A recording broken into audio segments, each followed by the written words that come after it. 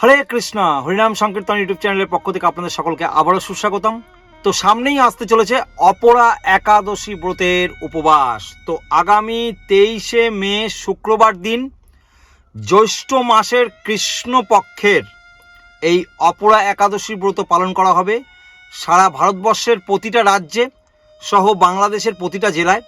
এই 23শে মে শুক্রবার দিন এটি হচ্ছে জ্যৈষ্ঠ মাসের কৃষ্ণপক্ষের এই অপরা একাদশী ব্রত পালন করা হবে।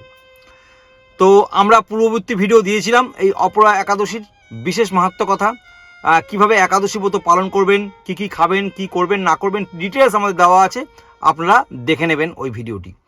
তো আজকের ভিডিওতে আমরা আলোচনা করব এই অপরা একাদশী ব্রতের বিশেষ মাহাত্ম্য কথা। তো একাদশী ব্রত পালন করতে গেলে আপনাদের একাদশীর আগের দিন দশমীর দিন এবং একাদশীর পরের দিন দ্বাদশীর দিন আপনারা যারা আমিষ গ্রহণ করেন সর্বপ্রকার আমিষ দ্রব্য বর্জন করে একাদশী ব্রত পালন করবেন। যারা নেশা করেন তারা নেশার দ্রব্য গ্রহণ করবেন না দশমীর দিন এবং দ্বাদশীর দিন, এবং একাদশীর দিন পঞ্চবিশেষণা বর্জন করে আপনারা একাদশী ব্রত পালন করবেন।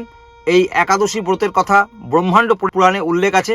তো এই বিশেষ একাদশী ব্রত অপরা একাদশী ব্রত যদি আপনি পালন করেন গুরুতর পাপ থেকে আপনি মুক্তি পেতে পারেন।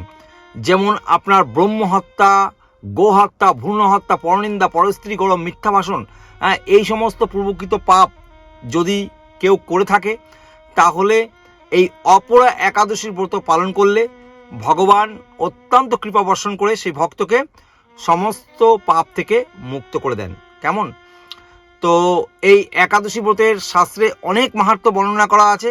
আমরা সেই সকল মাহাত্ম্য সম্পর্কে আজকের ভিডিওতে আলোচনা করব, তাই আপনারা ধৈর্য ধরে সম্পূর্ণ ভিডিও দেখবেন, কোনো রকম স্কিপ করবেন না। হরে কৃষ্ণ।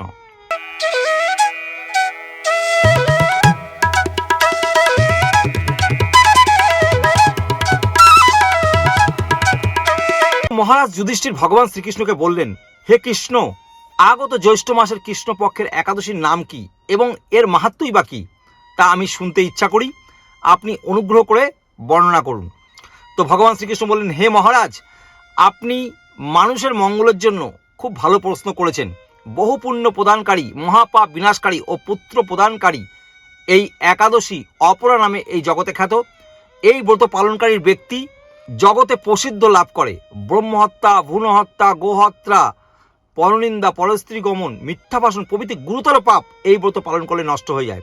যারা মিথ্যা সাক্ষ্য দান করে, ওজনের বিষয়ে ছলনা করে, শাস্ত্রে মিথ্যা ব্যাখ্যা করেন, জ্যোতিষের মিথ্যা গণনা, মিথ্যা চিকিৎসায় রত থাকে, তারা সকলেই নরক যন্ত্রণা ভোগ করে। এই সমস্ত ব্যক্তিরাও যদি এই একাদশী ব্রত পালন করে তাহলে তারা সমস্ত পাপ থেকে মুক্ত হতে পারে। ক্ষত্রিয় যদি স্বধর্ম ত্যাগ করে, যুদ্ধক্ষেত্র থেকে পালিয়ে যায়, তবে সে ঘোরতর নরকগামী হয়, কিন্তু সেও এই ব্রত পালনে মুক্ত হয়ে স্বর্গগতি লাভ করবে। মকর রাশিতে সূর্য অবস্থানকালে মাঘ মাসে প্রয়াগস্থানে যে ফল লাভ হয়, শিবরাত্রিতে কাশীধামে উপবাস করলে যে পুণ্য লাভ হয়, গয়াধামে বিষ্ণু পাদপদ্মে পিণ্ডদান করলে যে ফল পাওয়া যায়, সিংহ রাশিতে বৃহস্পতির অবস্থানে গৌতমী নদীতে স্নানে, কুম্ভে কেদারনাথ দর্শনে, বদরিকা আশ্রম যাত্রায়, বদ্রী নারায়ণ সেবায়, সূর্যগ্রহণে কুরুক্ষেত্র স্নানে, হাতি ঘোড়া স্বর্ণ দানে এবং দক্ষিণা সহ যজ্ঞ সম্পাদন করলে যে ফল লাভ হয়, এই একটি মাত্র অপরা একাদশী ব্রত পালন করলে সমস্ত পাপ ও বৃক্ষের কুঠার স্বরূপ, পাপরূপ কাষ্ঠের দাবা অগ্নির মতো অন্ধকারে সূর্য সদৃশ্য এবং পাপ ও হস্তির সিংহ স্বরূপ এই ব্রত পালন না করে যে জীবন ধারণ করে জলে বুদবুদের মতন, তার কেবল জন্ম মৃত্যুই সার হয়ে থাকে। এই অপরা একাদশী ব্রতের উপবাস করে কেউ যদি বিষ্ণু পূজা করে তাহলে সর্ব পাপ থেকে মুক্ত হয়ে তিনি বিষ্ণু লোকে গমন করেন। এই ব্রত কথা পাঠ ও শ্রবণ করলে সহস্র গোদানের ফল লাভ হয়। এই ব্রত কথা মাহাত্ম্য ব্রহ্মাণ্ড পুরাণে বর্ণিত আছে। তাহলে ভক্তগণ, আপনারা শ্রবণ করলেন এই অপরা একাদশীর বিশেষ মাহাত্ম্য কথা ভগবান শ্রীকৃষ্ণ যুধিষ্ঠির মহারাজকে শ্রবণ করিয়েছেন। তো আসুন আমরা সকলে এই অপরা একাদশীর ব্রত পালন করি এবং ভগবানের অশেষ কৃপা লাভ করি।